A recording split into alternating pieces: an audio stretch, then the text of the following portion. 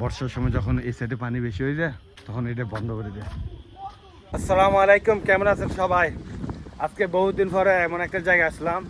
বিগত 15 বছর আগে এই জায়গাগুলোতে আসতাম, বন্ধু বান্ধব মিলে আড্ডা মারতাম। এগুলো হচ্ছে শহর এলাকা।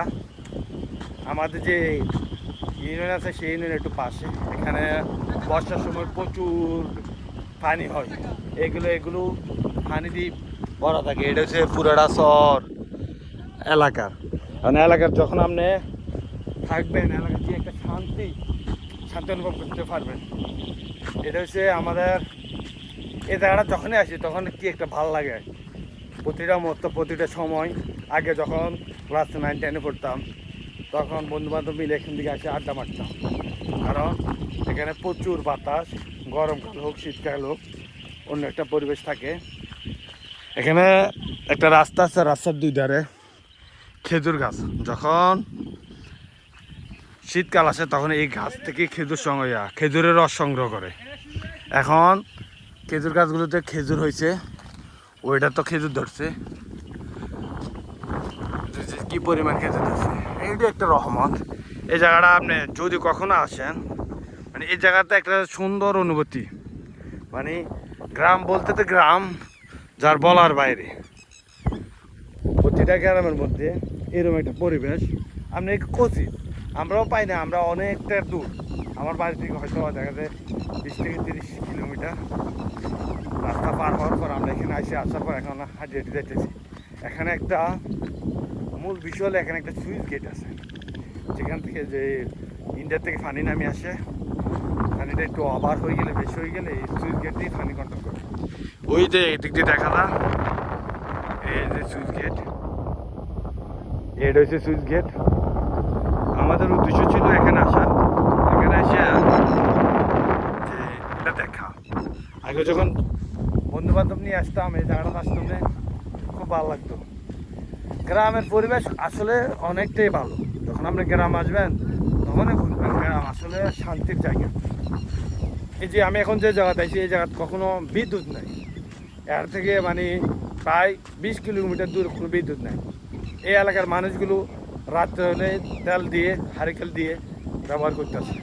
এখানে আসলে আপনি পূর্ণাঙ্গ একটা গ্রামের পরিবেশ অনুভব করা সম্ভব হয়। এই দিকটা আসলে খুব ভালো লাগে।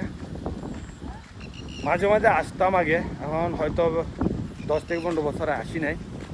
এদিক দিয়ে একটা পরিবেশ আপনি যদি আসেন, আসলে এইগুলোতে দেখলে গ্রামের শান্তি। যে আমরা যে রোদ আছে অনেক কিছু, কিন্তু আমরা এই জায়গাগুলো আসছি না, কি যে শান্তি লাগতেছে। এ দেখেন যতটুকু ঢাকায় সম্পূর্ণ দিক শহর, এদিকে পুরাটা শহর, এদিক দিয়ে এটা শহর, আর এদিক দিয়ে শহর। আর এদিকে মাঝে মাঝে যে আমরা গাং বলি, খালের পাশে রাস্তাটা, এই রাস্তা দিয়ে আমরা এগুলো অনুভব করি যে এখানে গাঙ্গে গরুগুলো গুজরে ফেনা খাইতেছে। এই হলো গ্রাম। যদিও আপনি শহরে থাকেন, আসলে গ্রামে এই অনুভবগুলো বোঝা যায় না।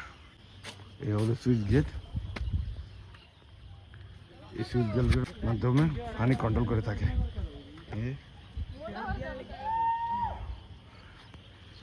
এখানে হয়তো কয়টা নিফল আছে, 1, 2, 3, 4, 5, 6, 7, 8টা নিফল আছে।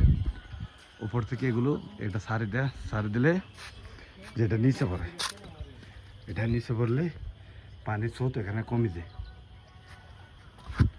এটি হলো সুইচ গেটের কাজ। এটা হচ্ছে সুইচ গেটের পানি, এদিক দিয়ে পানি আসে, এগুলো সুইচ গেট। এটা পানিটা ইন্ডিয়ার থেকে আছে কেন? ওটাই এদিক দিয়ে ইন্ডিয়ার ফেনীর এদিক দিয়ে পানি আসে, ওই দিক দিয়ে এই গুমতে পানি আসে। ইন্ডিয়া আসলে যখন এদিক দিয়ে পানি বেশি হয়ে যায়, এগুলো দিয়ে বন্ধ করে দেয় যাতে পানির স্রোত কম আসে।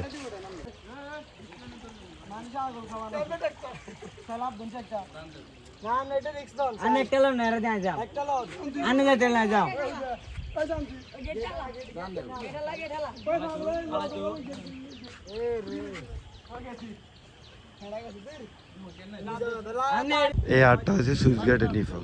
বন্যার সময় এগুলো অনেক গুরুত্বপূর্ণ কাজ হিসেবে কাজ করে। এটি 1986 সালে এরশাদের আমলে এই সুইচ গেট তৈরি করা হয়েছে। এখানে এই এলাকার আশেপাশে অনেকে প্রায় সময় আসে এখানে এই সুইচ গেট দেখার জন্য। এটা এই এলাকার মধ্যে অন্যতম বৃহত্তর একটি সুইচ গেট।